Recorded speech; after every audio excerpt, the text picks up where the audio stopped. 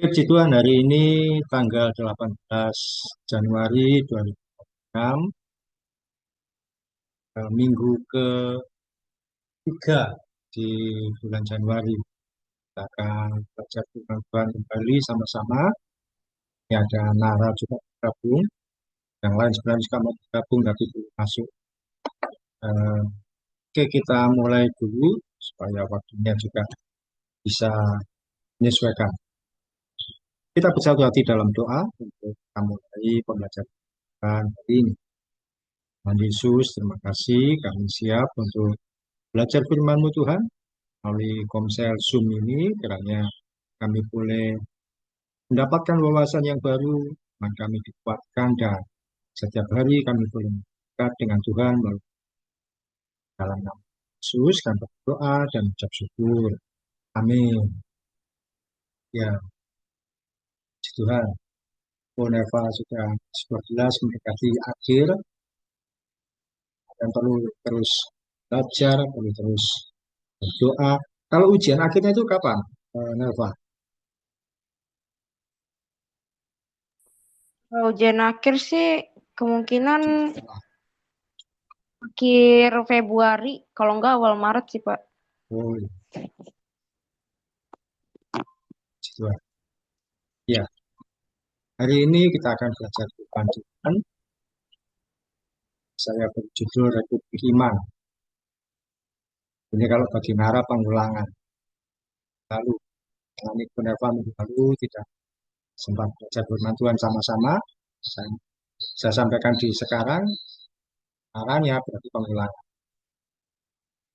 Ya, untuk memulai sharing kita, memulai pembelajaran firman Tuhan, kali ini bukan tentang kesaksian, tapi tanyakan 3 pertanyaan, berdua saja, yang ingin kami ketahui pada bangsa ini. Di walaupun di Kuneva bersaudara ya kan ada hal yang jadi kali ini pembukaannya berbeda. Apa yang ingin diketahui? Misalkan hobi kamu apa? Pertanyaan yang ringan saja. Dimulai dari eh, Nara bertanya pada Kak Nelva. Kak Nelva ini kan sekarang kelas 12 SMA. Silakan Nara bertanya pada Nelva, apa yang ingin kamu ketahui? Nanti sebaliknya Nelva bertanya pada Nara. 2 pertanyaan saja. Silakan dimulai dari Nara. Apa pelajaran favoritnya? Apa pelajaran? Kalau pelajaran favorit itu di matematika wajib sama biologi. Wajib sama juga. Satu lagi, Nara. Apa warna favoritnya? Warna favorit di biru navy. Biru navy. Juga. Oke, sekarang dibalik. Helva bertanya pada Nara. Kalau Nara hobinya apa? Dan sama baca buku. Yang sama baca buku. Juga. Satu lagi, eh Makanan favoritnya apa? ya, Bakso. apa? Bakso. Oh, sekarang, ya, meskipun ya bersaudara, dan lahirnya di hari yang sama, mungkin ada sesuatu yang berbeda yang tidak diketahui sebelumnya. Karena masing-masing ketika bertumbuh tentu harus ada perbedaan. Reva bertanya kepada Niko, 2 pertanyaan saja.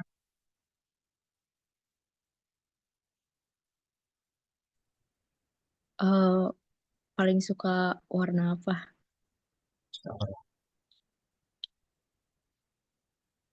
Hmm, Kayaknya semua warna Niko sukain. Nggak ada salah satu. Nggak ada, Pak. Ada semua warna. Gitu kan. Satu lagi, Nerva. Lagu favorit. Oke, jangan jawab semua lagu loh. Lagu favorit apa ya?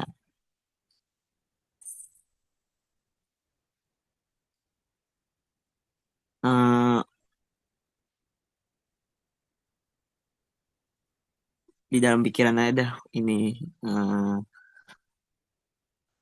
lagu-lagunya Maroon 5. Oh, lagu sekarang sedang populer. Oke, sekarang dibalik. Niko ke Nerva. Apa yang belum kamu ketahui? Apa saja. Hmm,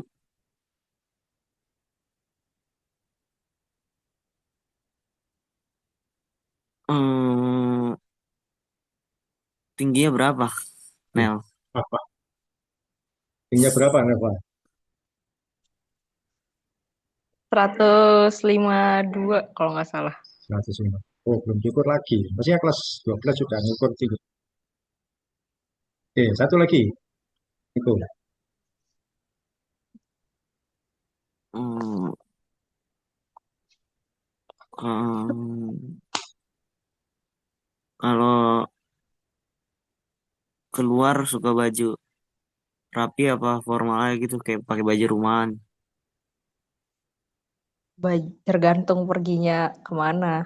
Kalau dalam acara formal ya formal, kalau nyantai ya nyantai. Jarang menanyakan tentang bajunya. Oke, gitu kan. Sekarang terakhir antara Niko dengan Nara. Nara dulu. Tanya pada Kak Niko. Apa yang kamu ingin ketahui? Jangan sama dengan pertanyaan ke Kak Nelva tadi. Beda.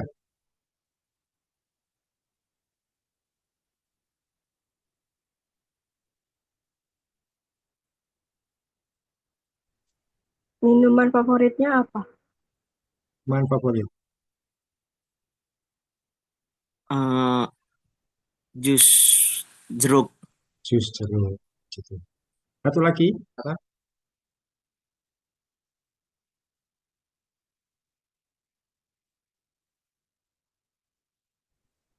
Hobinya apa? Oh, hobi. Ini apa? Main futsal. Oh, futsal. Futsal. Gitu kan. Sekarang dibalik. Niko ke Nara. Ini masih SMP. Silakan. Nara umur berapa?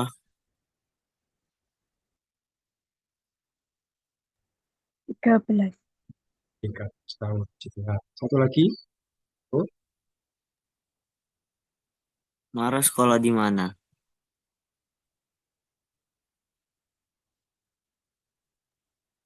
Di SMP Kristen of Omega. SMP. Iya. Oke, gitu kan. Eh, Mengapa kita perlu saling bertanya? Karena di sini adalah kesempatan kita saling interaksi, saling mengenal, saling mengetahui hal-hal yang sederhana. Itu yang kita mau pelajari dari ponsel kita supaya kita tidak sekedar mendengar. Kalau sebelumnya adalah kita kesaksian apa yang kita alami kebaikan Tuhan dalam yang kita jalani. Kali ini adalah bertanya kepada teman ponsel apa yang tahu. Oke, puji Tuhan. Hari ini belajar tentang iman. Saya beri judul Republik Iman. Apa maksudnya? Iman itu bahan dasar orang Kristen. Tanpa iman, kita tidak bisa melanjutkan kehidupan kita. Seperti kendaraan bermotor yang perlu bensin. Kalau kendaraan bermotor nggak ada bahan bakarnya, akan susah untuk berjalan. Bisa sampai tujuan kalau dituntun, kalau di apa namanya, eh, ya dituntun pakai tangan, tapi kan jauh sekali. Mengapa kita perlu iman? Sebab otak manusia kita ini sangat terbatas dan logika kita tidak selalu bisa menerima segala sesuatu yang terjadi di dunia. Apa contohnya ketika otak kita terbatas? Misalkan saja secara logika manusia, biasanya mestinya orang yang meninggal itu adalah orang yang tua. Orang yang lebih tua itu meninggal. Itu sudah umum, sudah wajar. Tapi Belakangan kan kita seringkali mengetahui anak-anak yang masih usia lebih muda, orang yang usianya lebih muda, umurnya belum 40 tahun, sudah meninggal. Umurnya masih 20 tahun, 30 tahun, meninggal. Yaitu kan bahwa otak manusia kita ini terbatas. Tidak selalu kita ini sesuai logika. Tidak selalu kita bisa menerima segala sesuatu yang terjadi di dunia. Bahkan juga eh, hal yang sehari-hari adalah dengan situasi keuangan yang ada di keluarga kalian, di orang tua kalian. Mestinya nggak mungkin kalian bisa sekolah, bisa makan sampai hari ini. Tapi kenapa kok masih bisa bertahan hidup? Nah itu adalah karena kita berjalan dengan iman, tidak berjalan dengan otak manusia atau logika. Nah saya beri judul Republik Iman artinya apa? Setiap hari kita harus hidup berjalan dengan kita harus hidup setiap hari ada di dalam iman pada Yesus yang tidak bisa ditunda-tunda, yang tidak bisa ditinggalkan. Orang kalau naik motor perlu bensin, perlu bahan bakar. Nah, bahan bakar itulah iman. Nah, bensinnya itu adalah Tuhan Yesusnya. Artinya apa? Kita bisa ikut Tuhan Yesus, tapi kalau kita nggak punya iman, ya kita nggak akan nyampe-nyampe. Tapi kalau kita jalan dengan iman, kita jalan dengan iman, ada bensinnya, kita akan sampai tujuan. Tapi kalau nggak ada bensinnya, ya ada, kita percaya pada Tuhan Yesus, hanya percaya biasa saja, percaya yang mati, percaya yang pasif, yang tidak ada artinya apa-apa. Nah, itu kita belajar hidup dalam iman. Dan ini akan sering kali kita belajar hidup dalam iman, karena iman adalah bahan dasar orang Kristen. Oke, pertama kita baca bagian firman Tuhan dari Lukas pasal 17, ayat 11 sampai 13. Eh, Seperti biasa, titik ini adalah ayat ya. Yang 11 Neva dan 12 Niko, nanti yang bawah Nara. Silakan dimulai dari Neva. Lukas 17 ayat 11 sampai 13. Dalam perjalanannya ke Yerusalem, Yesus menyusur perbatasan Samaria dan Galilea. Niko, Ketika ia memasuki suatu desa, datanglah 10 orang kusta menemui dia. Mereka tinggal berdiri agak jauh. Nara, ayat 13. Dan berteriak, Yesus, Guru, kasihanilah kami. Iya. Yang pertama adalah yang kita pelajari yaitu kita ini butuh belas kasihan Tuhan. Tanpa belas kasihan Tuhan kita nggak bisa apa-apa. Ada 10 orang kusta menemui Tuhan Yesus. Artinya apa? 10 orang kusta itu artinya pergumulan manusia itu begitu banyak. Ada saja yang kita temui dan hadapi. Yang satu belum selesai, yang lain dan lain. Itu adalah gambaran dari 10 orang kusta. Dan waktu itu orang kusta, orang kalau sakit kusta, itu harus dijauhi, tidak boleh didekati. Karena itu mereka berada di luar kota, seperti yang dibaca tadi, eh, mereka ada di perbatasan Samaria. Mereka tinggal agak jauh, tidak boleh dekat-dekat. Bahkan kalau perlu dilempari batu, tidak apa-apa. Kusta yaitu penyakit yang tidak mudah disembuhkan. Kalau mereka boleh dijauhi, banyak orang. Kalau ada orang sakit kusta akan dijauhi. Contohnya adalah kalau COVID yang lalu ya, tahun 2020. Ketika tahu tetangga kena COVID atau teman kena COVID, biasanya kita akan spontan menjauh. Gak boleh dekat-dekat, takut ketularan karena begitu gampang orang ketularan COVID. Kusta pun juga begitu, karena kalau pegang tangannya orang bisa ketularan. Dalam situasi hidup kita akan menemui orang akan menjauhi kita karena kita punya banyak masalah, kita tidak punya uang, atau kita nggak punya kedudukan yang baik, orang akan menjauhi kita. Oh, jangan dekat-dekat orang itu. Dia kalau orang itu dekat dengan kita, oh pasti ada saja yang dia mau. Pasti ada saja permintaannya. Nah, karena itu kita butuh belas kasihan Tuhan. Tanpa belas kasihan Tuhan, kita tidak bisa apa. Jadi 10 orang kusta itu berteriak, Tuhan Yesus kasihanilah kami. 10 orang, ini gambarnya, 10 orang kusta berseru, memohon supaya disembuhkan oleh Yesus. Tuhan kasihanilah kami. Itu tangannya kan dikasih kain. Karena tangannya sudah tidak berbentuk. Jarinya sudah lepas satu persatu. Ketika tidak ada satupun yang memperhatikan atau menolong. percayalah Tuhan Yesus adalah tujuan yang seharusnya kita datang. Hanya pada Tuhan Yesus kita bisa berteriak mohon belas kasihan. Seorang yang putus asa dan dalam kesulitan, kalau berdoa tidak akan biasa-biasa saja.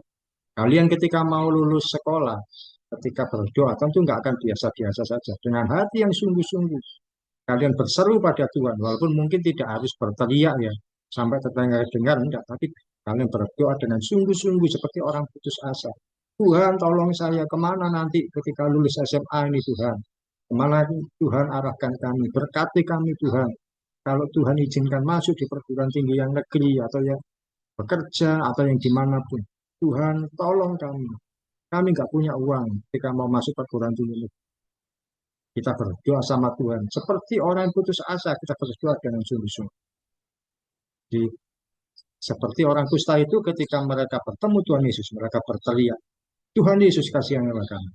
Ini kan juga kita perlu berdoa sama Tuhan. Hanya kepada Dia kita datang saat kesulitan. Tuhan kasihanilah kami. Karena kami nggak bisa apa. Seperti orang kalau mengalami situasi di jalan raya, tentu nggak akan ngomong pelan, dia akan berteriak, tolong saya.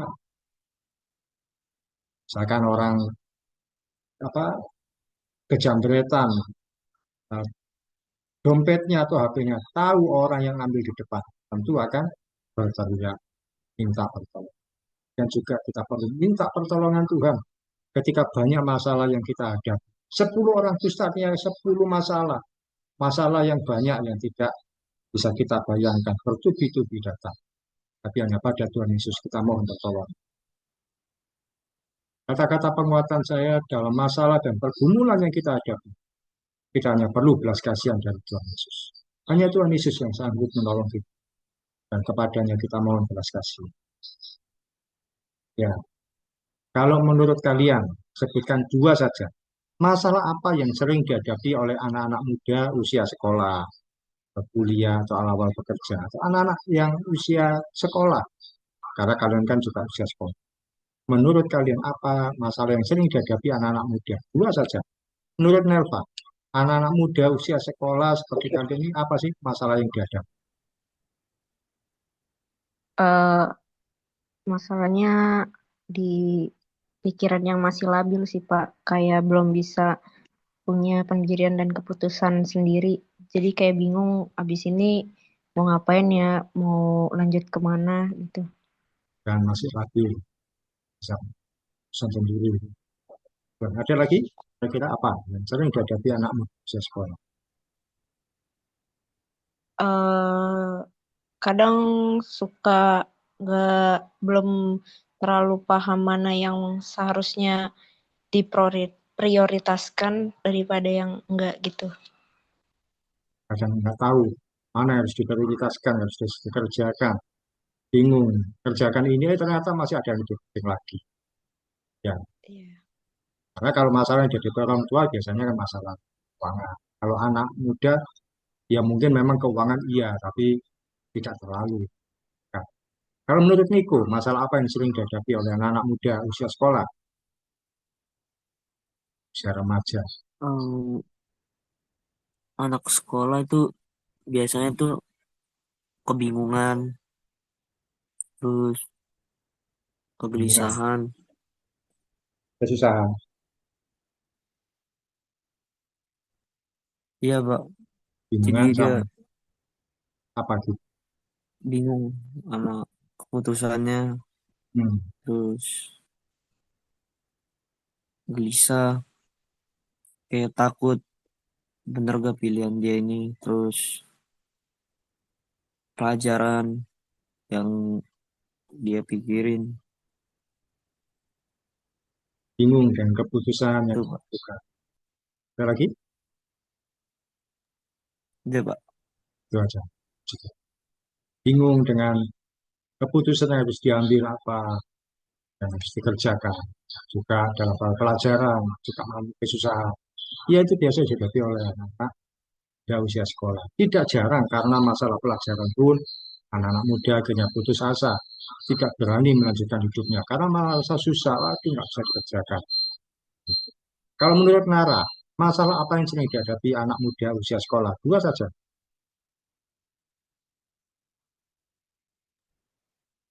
Masalah ujian. Masalah ujian, ya jadi pikiran. Bisa tidak ngerjakan ujiannya, bingung, nah, serba salah, mana yang pelajari. Apalagi, satu lagi, Melawan rasa malas. melawan rasa ujian. Ya biasanya malas, suruh ngapa-ngapain nanti saja, suruh bangun ya nanti saja. Masih masih anak muda, masih hormon-hormon remajanya masih banyak. Ya itu masalah sering dihadapi oleh anak. Masuk ketika ujian, bingung, berat takut gagal, takut nggak naik kelas dan sebagainya.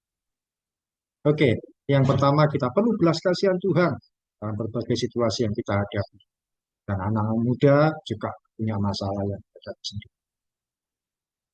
Berikutnya yang kedua kita akan belajar dari Tuhan. Lukas 17 ayat 14, minta tolong Nelva bacakan.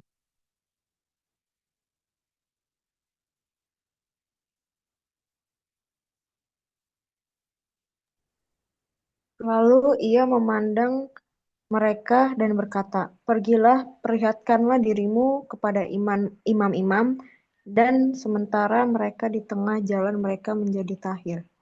Ya, Tuhan Yesus berkata, pergilah, perlihatkanlah dirimu kepada.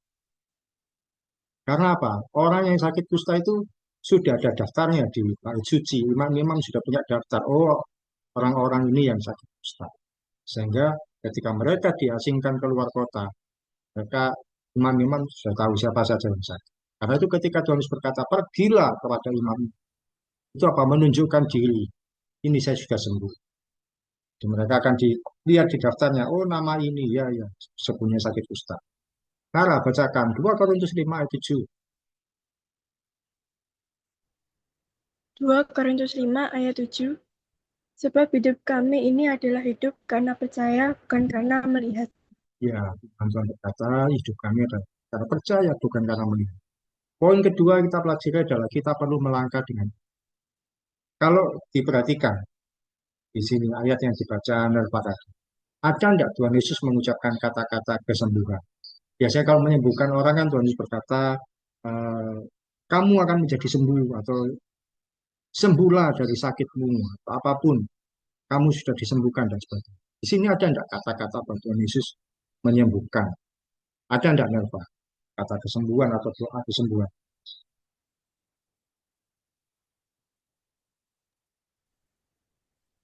Menemukan apa tidak kata-kata Tuhan Yesus mengucapkan kalimat kesembuhan?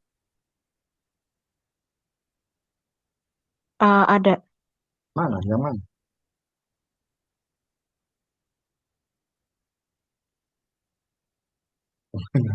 yang Anda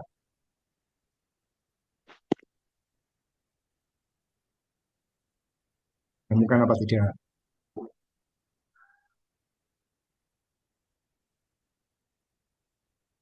Ada apa tidak? Kalau Niko menemukan tidak, Tuhan Yesus mengucapkan kata-kata kesembuhan dan Bener, Pak. Hmm. aku berdosa. Saya dan ada yang di mana? Kata-kata kesembuhan itu, kamu sudah sembuh. Istamu sudah disembuhkan dan sebagainya. Kan Tuhan Yesus seringkali mengucapkan kalimat atau doa kesembuhan. Tapi di ayat ini ada atau tidak? Tidak ada, Pak. Tidak ada. Nah, ini uniknya di penyembuhan kali ini. Tuhan Yesus tidak mengucapkan kata-kata kesembuhan. Dia hanya berkata, pergilah perlihatkanlah kepada imam-imam. Padahal kalau diperlihatkan ke imam-imam, apa yang diperlihatkan? Kan belum sembuh. Misalkan Niko sama Neva dikatakan, kamu datang pada pendetamu, bilang kalau kamu sudah sembuh. Padahal belum sembuh. Tapi ketika melangkah dengan iman, langkah berjalan, tiba-tiba di tengah perjalanan, kusta itu sembuh dengan sendiri. Nah, kalau mereka menuruti logika, ini belum sembuh, mereka akan dipermalukan. Tapi ketika mereka percaya, berjalan, Ada kalanya dalam hidup ini kita perlu melangkah dengan iman, melangkah dengan percaya saja. Sekalipun belum melihat seperti ayat ini tadi, kita menjadi percaya, bukan karena bukankah firman Tuhan mengatakan hidup kita karena percaya, bukan karena misalkan ya, 10 orang dusta tadi diperintahkan oleh Tuhan Yesus. Pergi, perlihatkan dirimu kepada imam. Apakah kalau mereka cuma nunggu saja, nunggu sampai ini terbukti nyata sembuh, apakah sembuh? Tentu tidak. Kalau cuma menunggu saja nggak akan terjadi apa-apa. Ketika berjalan, punya di tengah perjalanan, mereka melangkah dengan iman, akhirnya sembuh.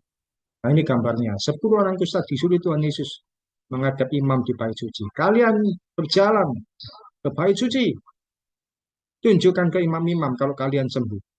Meskipun ya mereka mungkin belum mana belum sembuh, berjalan saja. Nah perjalanan jadi sembuh. Nah ini saya jelaskan, apa jadinya 10 orang kusta itu tidak berjalan, nunggu sembuh, nggak akan terjadi perubahan apa. Iman itu apa sih? Iman itu bukti dari segala sesuatu yang tidak kita lihat. Artinya iman membuat kita bisa melihat sekalipun belum tentu. Bisa kita percaya, kita bisa percaya sekalipun kita bisa melihat sekalipun dalam gelap. Kita bisa memegang sekalipun belum ada buktinya. Kita bisa mengecap sekalipun belum ada rasa. Sama seperti kalau kalian akan lulus SMA, kalian punya cita-cita, saya akan ke SMA, ke universitas ini. Mungkin ketika ditanya, kalian secara manusia, secara logika belum punya uang, belum tahu lulus apa. Saya berani berkata, saya akan ada di kampus ini.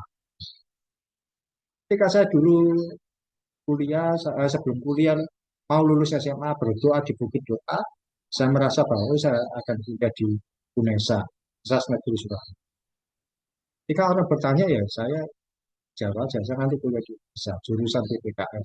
Padahal belum tentu, belum ada uang, dan ujian belum terlaksana. Waktu itu ada ujian masuk perguruan tinggi.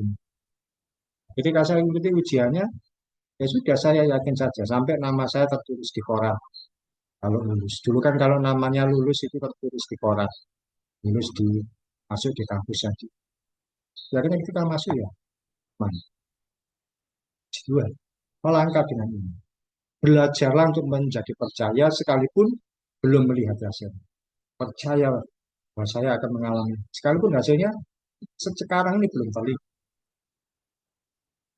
Sekarang poin apa yang jadi diskusi kita. Dalam hal apa kamu percaya akan terjadi hal baik di masa depanmu? Sekalipun situasi saat ini masih belum jelas.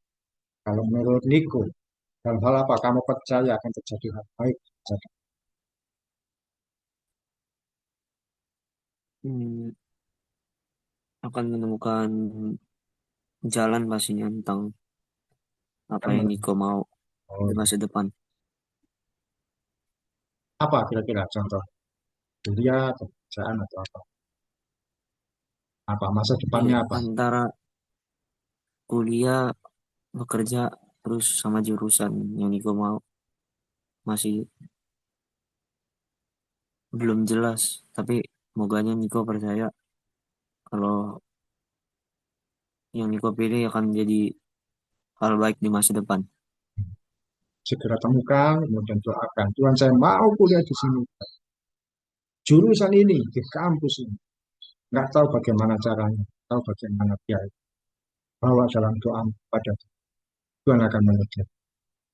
Kalau menurut Nelva, hal baik apa yang kamu akan alami di masa depan?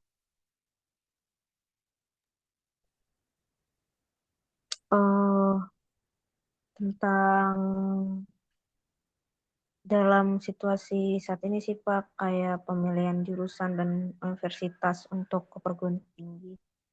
Walaupun sampai sekarang masih bingung mau kemana, tapi berserah sama Tuhan dan percaya bahwa pasti apapun hasilnya nanti itu adalah hal baik pasti untuk kita ke depannya. Belajar menjadi percaya. Pokoknya tidak usah melihat keadaan dulu. Kalau melihat keadaan dulu ya nggak mungkin. Wah, orang tuaku nggak punya apa. Gimana nanti ke depannya? Tapi belajar percaya kok. Kalau nama Tuhan Yesus saya bisa masuk kuliah di sini, di jurusan ini, di kampus ini, saya yakin. Ya walaupun kita juga mengukur diri, bukan kampus yang mahal-mahal, bukan kampus yang terlalu tinggi, tapi kita bisa mencapai hal itu. Tuhan. Kalau menurut Nara, hal apa kamu percaya akan terjadi hal baik di masa depan?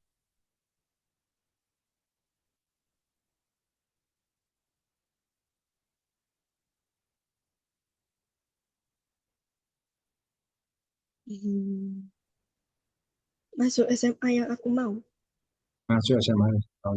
Mulai berdoa, Tuhan saya mau masuk di SMA yang ini. Percaya Tuhan Yesus sanggup tolong dia akan. Jadi belajar kita untuk percayakan hal baik terjadi di masa depan. Apapun itu dalam hal studi dan apapun juga karir sekalipun. Meskipun masih puluhan tahun ke depan. Belajar percaya Pak, bersama dengan Tuhan Yesus. Saya bisa mencapai. Tuhan ada waktu 5 menit. Lukas 17 ayat 15 sampai 19. Eh, yang ini dibaca Neva pertama 15, 16 Niko, kemudian yang 15 yang 17 Nara. Silakan dari Neva dulu. Seorang dari mereka, ketika melihat bahwa ia telah sembuh, kembali sambil memuliakan Allah dengan suara nyaring. Ya, Niko. Lalu tersungkur di depan kaki Yesus dan mengucap syukur kepadanya. Orang itu adalah seorang Samaria. Nara. Lalu Yesus berkata, bukankah ke-10 orang tadi semuanya telah menjadi tahir? Di manakah yang ke-9 orang itu? Sekarang kembali Neva 18, nanti Niko 19. Tidak adakah di antara mereka yang kembali untuk memuliakan Allah selain daripada orang asing ini? Niko. Lalu ia berkata kepada orang itu, berdirilah dan pergilah, imanmu telah menyelamatkan engkau. Ya, akhir singkat saja bahwa jangan lupa mengucap syukur. Tuhan Yesus selalu menolong di saat yang tidak terduga, saat segala sesuatu terasa buntu dan seperti nggak ada harapan. Tapi kalau sudah ditolong Tuhan, jangan lupa mengucap syukur. Ucapan syukur itu artinya kita menandakan bahwa semua yang kita alami sampai hari itu karena campur tangan. Seorang yang mengucap syukur tahu berterima kasih pada Tuhan yang telah menolong. Bahwa tanpa Tuhan kita nggak bisa apa-apa. Tanpa Tuhan kita tidak ada bisa sampai di titik ini. Nah ini gambarnya dari 10 orang yang disembuhkan. Cuma satu yang berterima kasih. Dalam perjalanan, ternyata sembuh dengan sendirinya. Dia balik kepada Tuhan Yesus. Tuhan terima kasih. Itu sudah disembuh. Yang 9 lupa, pokoknya senang, sembuh. Langsung datang ke imam-imam. Tapi satu yang datang pada. Sampai Tuhan Yesus heran. Loh, kan 10 yang disembuhkan. Mana yang? Mana yang lain? 9 orang. Poin terakhir atau quotes dari saya. Seorang yang mengucap syukur menyadari bahwa pertolongan Tuhanlah yang membuat dia sampai di karena pertolongan Tuhan. Iko bisa sampai di kelas 12, Neva juga, dan Nara juga. Berikan contoh kamu mengucap syukur karena pernah ditolong Tuhan. Kan sederhana saja. Elva, apa contoh kamu mengucap syukur karena pernah ditolong Tuhan? Dibantu dalam menyelesaikan ujian sih, Pak. Oh, puji Tuhan. Ujian ternyata bisa selesai. Kalau Niko, dalam hal apa kamu pernah mengucap syukur?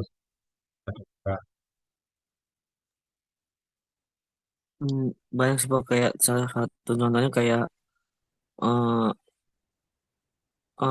mengucap syukur kalau makan, terus mengucap syukur pada saat eh, udah selesai ujian juga. Ujian selesai, bersyukur. Maka Tuhan, saya selesai. Meskipun sulit, meskipun tidak mudah. Terima kasih Tuhan, saya boleh selesai. Kalau Nara, ucap syukur apa kepada Tuhan? Pernah aku. Bisa menyelesaikan ujian dengan baik, terus dapat nilai bagus. Wah, kita dapat ujian, menyelesaikan ujian dan nilainya bagus. Bersyukur pada Tuhan. Terima kasih. Terima kasih Tuhan bisa menyelesaikan. Nilainya juga luar biasa. Ya, Kita perlu bersyukur pada Tuhan karena kita bisa ada di titik ini, yang sekolah, kalian bisa ada sampai sekarang juga karena Tuhan, bukan karena kekuatan manusia, bukan karena diri sendiri, bukan karena orang. Oke, kita tutup dalam doa. Nara bisa berdoa. Silakan. Mari kita berdoa. Tuhan Yesus, kami baru saja menyelesaikan kamsal pada siang hari ini, dan selagi kami akan melanjutkan aktivitas kami masing-masing. Dalam nama Tuhan Yesus, haleluya, amin. Amin. Tuhan. Terima kasih, Nelva, Niko, Nara. Terima kasih, Terima kasih, Pak. Pak.